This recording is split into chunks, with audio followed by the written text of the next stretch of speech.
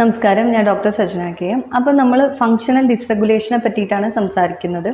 അതായത് നിങ്ങളുടെ ഒരു നോർമൽ റിപ്പോർട്ട്സിലൂടെ നമുക്ക് മനസ്സിലാക്കാൻ സാധിക്കുന്നത് നിങ്ങളുടെ ശരീരത്തിലെ അവയവങ്ങൾക്ക് കേടുപാടുകളൊന്നും സംഭവിച്ചിട്ടില്ല, സിവിയർ ആയിട്ടുള്ള ഡാമേജോ സ്ട്രക്ചറൽ ചേഞ്ചസോ അല്ലെങ്കിൽ ഏതെങ്കിലും തരത്തിലുള്ള ഇൻഫെക്ഷൻസ് അല്ലെങ്കിൽ സിവിയർ ആയ ഡെഫിഷ്യൻസീസ് ഇതൊന്നും സംഭവിച്ചിട്ടില്ല എന്നുള്ളത് മാത്രമാണ്. IBS, മൈഗ്രെയിൻ അല്ലെങ്കിൽ തൈറോയ്ഡ് ഡിസ്ഫങ്ഷൻ്റെ ഒക്കെ ഏർലി സ്റ്റേജസ് ഒക്കെ നമുക്ക് ഇതിന് ഉദാഹരണങ്ങളായിട്ട് പറയാവുന്നതാണ് ഈ ഫങ്ഷണൽ ഡിസ്റെഗുലേഷൻ. ഈ ഫങ്ഷണൽ ഡിസ്റെഗുലേഷൻ ഉണ്ടാകുന്നത് ഒരുപാട് കാലത്തെ മാനസിക സമ്മർദ്ദങ്ങൾക്കോ വിഷമങ്ങൾക്കോ ഒക്കെ ശേഷമാണെങ്കിലാണ് നമ്മളിതിനെ സൈക്കോസൊമാറ്റിക് ഇൽനെസ് എന്ന് പറയുക. ഇതിൻ്റെ പേര് കേൾക്കുമ്പോൾ ഇതൊരു മാനസിക രോഗമാണെന്ന് കരുതരുത്. ഇതൊരു അതായത് ഒരുപാട് കാലത്തെ സമ്മർദ്ദം പിന്നീട് നമ്മുടെ ശരീരത്തിനെ അഫക്റ്റ് ചെയ്യുന്ന ഒരു രീതിയാകുമ്പോൾ ശരീരത്തിൻ്റെ പ്രവർത്തനങ്ങളെ അത് ബാധിക്കും. നമ്മുടെ നെർവസ് സിസ്റ്റത്തിനെയും ഹോർമോൺസിനെയും ഒക്കെ അത് ബാധിക്കുന്നത് കൊണ്ടാണ് ഇതിന് ഇങ്ങനെ ഒരു പേരുള്ളത്.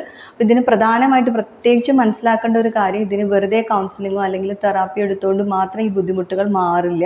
ഇതിന് നമ്മുടെ ശരീരത്തിൻ്റെ ലക്ഷണങ്ങളെയും കൂടി അഡ്രസ്സ് ചെയ്യുന്ന രീതിയിലുള്ള ചികിത്സ തന്നെ അത്യാവശ്യമാണ്. അപ്പോൾ നിങ്ങളുടെ റിപ്പോർട്ട്സ് ഒക്കെ നോർമലാണ്, നിങ്ങൾക്ക് പക്ഷേ ശാരീരികമായ ബുദ്ധിമുട്ടുകൾ ഉണ്ടെങ്കിൽ നിങ്ങൾ അത്തരത്തിലുള്ള ബുദ്ധിമുട്ടുകൾ അവഗണിക്കരുത്. കൃത്യമായിട്ട് നിങ്ങൾ അതിനൊരു ചികിത്സ തേടണം. പൊതുവെ ഹോമിയോപ്പതി പോലുള്ള ചികിത്സാ രീതികളൊക്കെ രോഗിയുടെ ശാരീരിക ബുദ്ധിമുട്ടിനോടൊപ്പം മാനസികമായിട്ടുള്ള ബുദ്ധിമുട്ടുകളെ കൂടി പരിഗണിക്കുന്നതാണ്.